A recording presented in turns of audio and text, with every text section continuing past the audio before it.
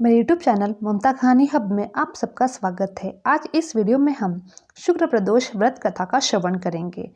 Video की शुरुआत करने से पहले अगर चैनल को आपने सब्सक्राइब नहीं किया है तो चैनल को सब्सक्राइब करना ना भूलें। हर माह में आने वाला प्रदोष व्रत भगवान शिव की कृपा पाने का सबसे बड़ा दिन होता है। शुक्रवार को पड़ने वाला व्रत को शुक्र प्रदोष व्रत कहते हैं।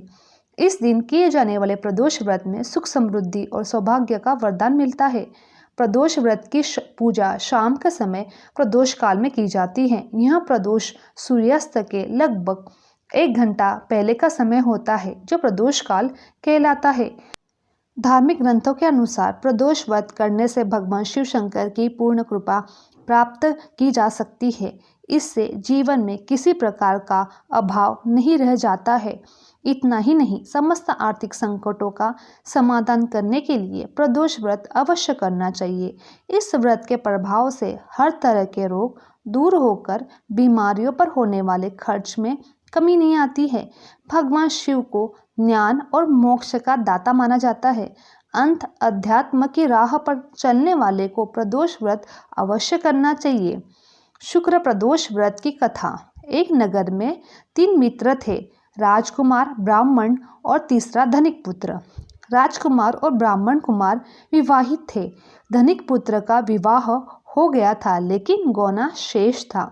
एक दिन तीनों मित्र स्त्रियों की चर्चा कर रहे थे। ब्राह्मण कुमार ने स्त्रियों की प्रशंसा करते हुए कहा कि नारीहीन घर भूतों का डेरा होता है। धनिक पुत्र ने यह सुना तो तुरंत ही उसने अपनी पत्नी को लाने का निश्चय कर लिया।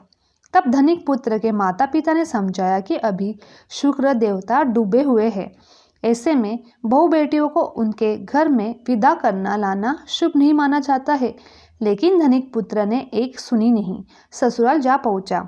ससुराल में भी उसे मनाने की कोशिश की गई लेकिन वो जिद पर अड़ा रहा और कन्या के माता पिता को उनकी विदाई करनी पड़ी। विदाई के बाद पति पत्नी शहर से निकले थे कि बैलगाड़ी का पहिया निकलकर कहीं गिर गया। बैल की टांग टूट गई। दोनों को चोट लगी लेकिन फिर भी वो चलते रहे। कुछ देर जाने पर उनका पल्ला डाकुओं से पड़ा जो उनका धन लूट कर ले गए। दोनों घर पहुंचे। वहां धनिक पुत्र को सांप ने डस लिया। उसके पिता ने वैद्य को बुलाया। वैद्य ने बताया कि वो 3 दिन में मर जाएगा। जब ब्राह्मण कुमार को यह खबर मिली तो वो धनिक पुत्र के घर पहुंचा और उसके माता पिता को शुक्र प्रदोष व्रत करने की सलाह दी और कहा कि इसे पत्नी सहित वापस ससुराल भेज दो। धनिक ने ब्राह्मण कुमार की बात मानी और ससुराल पहुंच गया जहां उसकी हालत ठीक होती गई। यानी शुक्र प्रदोष के महात्म्य से सभी घोर संकट दूर हो गए। इस दिन कथा सुनने अथवा सुनाए तथा कथा समाप्त होने के बाद हवन सामग्री मिलाकर 11 या 21 बार 108 बार ओम ह्रीं क्लीं नमः शिवाय स्वाहा मंत्र की आहुति दे। उसके बाद शिवजी की आरती तथा प्रसाद वितरण करें। उसके बाद भोजन करें। कहा जाता है कि शुक्र प्रदोष व्रत से सौभाग्य दाम्पत्य जीवन में सुख समृद्धि भर देता है। यही कारण है कि प्रदोष व्रत का काफ़ी खास माना गया है। शुक्रवार के दिन पड़ने वाला प्रदोष व्रत सुख समृद्धि मिलती है। शिवजी की कृपा पाने के लिए प्रदोष व्रत कथा जरूर सुने। प्राचीन काल में एक गरीब पुजारी हुआ करता था। वह पुजारी की मृत्यु के बाद उसकी विधवा पत्नी अपने भरण पोषण के लिए पुत्र को साथ लेकर भीख मांगती हुई शाम तक घर वापस आती थी। एक दिन उसकी मुलाकात विदर्भ देश के राजकुमार से हुई जो कि अपने पिता की मृत्यु के बाद दर दर भटकने लगा था। उसकी यह हालत पुजारी की पत्नी से नहीं देखी गई। वह उस राजकुमार को अपने साथ घर ले आई और पुत्र जैसा रखने लगी। एक दिन पुजारी की पत्नी अपने दोनों पुत्रों को शांडिल्य ऋषि के आश्रम में ले गई। वहां उसने ऋषि से शिवजी के प्रदोष व्रत की कथा एवं विधि सुनी और घर आकर अब वह भी प्रदोष व्रत करने लगी। एक बार दोनों बालक वन में घूम रहे थे। उनमें से पुजारी का बेटा तो घर लौट आया परंतु राजकुमार वन में ही रह गया। उस राजकुमार ने गंधर्व कन्याओं को क्रीड़ा करते हुए देखा तो उनसे बात करने लगा। उस कन्या का नाम अशुमति था। उस दिन वह राजकुमार घर देरी से लौटा। राजकुमार दूसरे दिन फिर से उसी जगह पहुंचा जहां अशुमति अपने माता पिता से बात कर रही थी।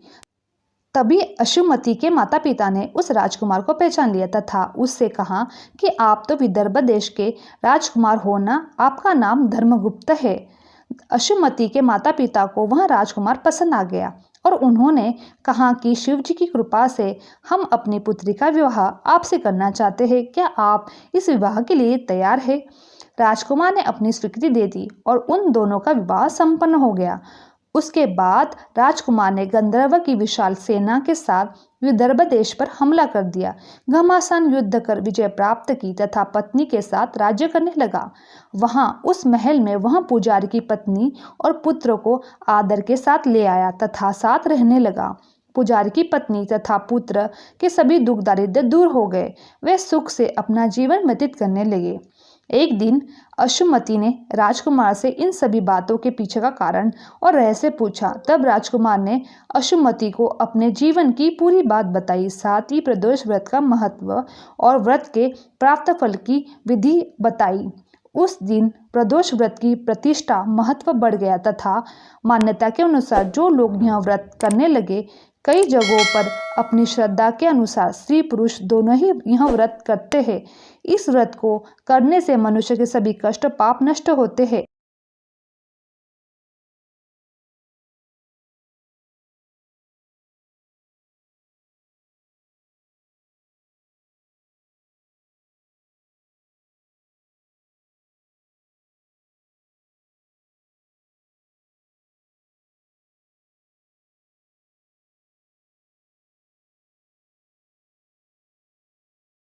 एवं मनुष्य का अभिष्ट एवं एवं मनुष्य को अभिष्ट की प्राप्ति होती है।